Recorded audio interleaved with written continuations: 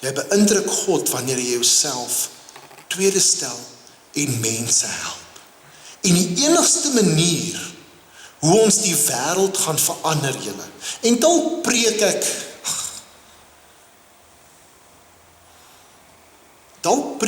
in die lig in vanaand. Die enigste manier hoe ons die wêreld gaan verander is om diensknegte te wees. En weet jy waar begin het? Dit begin om jou naaste te help. Jy hoef nie oor see te gaan en 'n medic te wees oor see of jy weet jy waar begin het? Net hier waar jy nou is. Wanneer laas het jy iemand gehelp? Wanneer laas het jy iemand bedien? Wanneer laas het jy iets vir iemand gedoen? Nee. As ons dit net hier aan mekaar kan doen, in ons omgewing, en almal doen dit, dan het ons die wêreld verander. So wat ek vir jou wil sê is, jou eerste instink in hierdie tye, en dis dalk onbewuslik, maar jou eerste instink, soos dinge moeiliker raak, soos die ekonomiese druk meer raak, jou eerste instink gaan wees om terug te trek, om te onttrek. En te sê ek gaan myself eers beskerm. Charity begins at home, ek gaan myself eers help. En om dalk jouself bietjie te verhard. Nee, want dit is wat sulke moeilike tye doen. Moeilike tye maak harde mense soms, ongelukkig. Maar liefde trek nader. Dit stoot nie weg. Ons moet daar wees vir mekaar. En dit is wat Jesus sê, die nuwe gebod. Julle moet mekaar lief hê, soos ek julle lief het. Dis 'n konkrete liefde. Dis 'n praktiese liefde. Dis 'n nederige liefde. Dis 'n nederige liefde. Dis 'n volhardende liefde. Die grootste mag in hierdie wêreld is liefde. Dis liefde. Niks is groter in hierdie wêreld as liefde nie. En dis hoe mense gaan weet. Dan sê Jesus, dis hoe hulle gaan weet dat julle my disippels is, as julle mekaar liefhet. Nie aan jou sukses nie aan hoe groot en hoe sterk jy is nie aan hoe slim jy is nie, maar as julle mekaar liefhet. En ons gaan nou na die tafel toe gaan. En wat gebeur in 'n tyd van spanning en in 'n tyd van vrees en onsekerheid? Wat doen Jesus? Hy dek 'n tafel. 'n Tafel is 'n plek waar ons by mekaar kom. Hierdie tafel sê vanaand, jy is welkom. Maak nie saak wie jy is nie. Maak nie saak hoe jy lyk nie, maak nie saak waar jy vandaan kom nie. Jy is welkom. Die tafel sê ook, jy is kosbaar. En dit sê laastens, jy is nie alleen nie. In moeilike tye dek ons 'n tafel. Dis wat Jesus doen, dis wat die kerk doen. Soos ek nou die tekens instel, gaan ons bid. In die aand wat Jesus verraai is, het hy die brood gevat en hy het die brood gebreek en hy het gesê, hierdie is my liggaam wat vir julle gebreek is.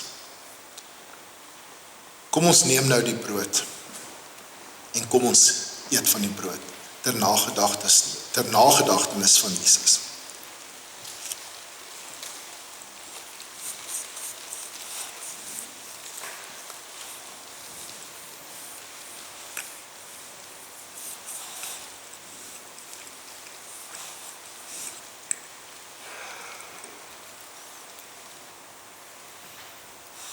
En in daardie aand het hy die beker geneem en hy het die wyn geskink. En hy het gesê, hierdie is my bloed, wat as 'n offer uitgestort is aan julle. Drink dit ter nagedagtenis van my. Kom ons geniet nou ook die wyn.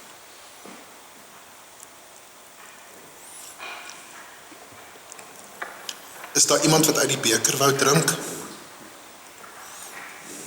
Niemand wat uit die beker wou drink nie.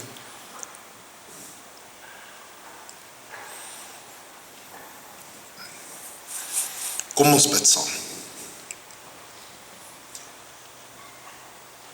Here, soos ons nou in hierdie Paasfees ingaan, is hierdie storie van Johannes Evangelie so belangrik, Here. Dit herinner ons dat die belangrikste ding wat ons doen, die teken van ons disippelskap, is liefde. Liefde beteken om onsself tot die voete van ander mense te bring. U het vir ons die voorbeeld gestel, Here. Met u liggaam wat gebreek is, soos ons hierdie brood gebreek het. En Here, met u bloed wat gestort het, soos ons nou hierdie wyn uitgegooi het en gedrink het. So het u 'n voorbeeld van liefde gestel. En Here, soos ons nou in hierdie Paasfees ingaan, in 'n moeilike tyd, in tye van krisis, dek u 'n tafel vir ons, Here. Dankie vir hierdie spesiale tyd wat ons nou kan ingaan. En dat ons weet, maak nie saak wat gebeur nie, maak nie saak wat in die wêreld gebeur nie. Ons is nie alleen nie.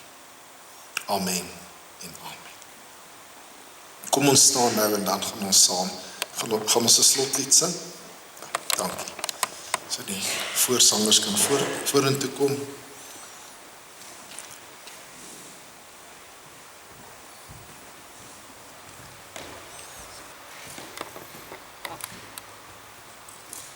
Kom ons staan.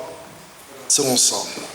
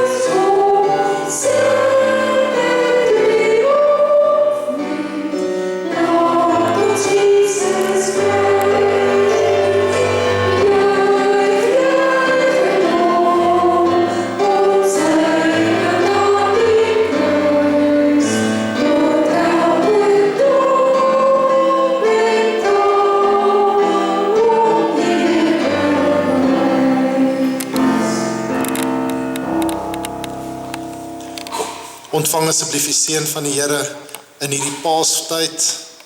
Mag die liefde van God die Vader, die genade van ons Here Jesus Christus en die gemeenskap van die Heilige Gees jou deel wees.